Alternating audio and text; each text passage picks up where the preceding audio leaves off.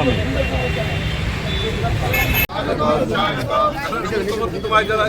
Video নামে লিখি তো অভিযোগ লিখি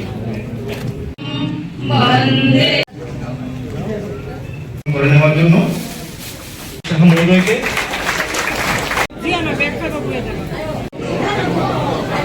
তো এই 6 আগরতলার সাংগঠনিক বৈঠক এখানে সবার সাথে কথা বলবো।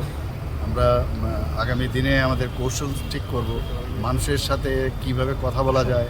আমরা এত সব স্কিম করেছি, স্কিমগুলো ঘরে ঘরে পৌঁছানো এবং কোনো জায়গায় যেন গ্যাপ না থাকে। মেইন হচ্ছে মানুষকে নিয়ে আমাদের চলা। আর মাননীয় প্রধানমন্ত্রী जी একটা জায়গায় খুব ভালো লেগেছে, बोला मेरा पास एक ट्रेजर है, क्या है वो है मैं भारतीय जनता पार्टी का एक कार्यकर्ता हूँ, इससे बड़ा ट्रेजर मेरे पास और कुछ नहीं। हम भी उस रास्ते पर चलने वाले हैं।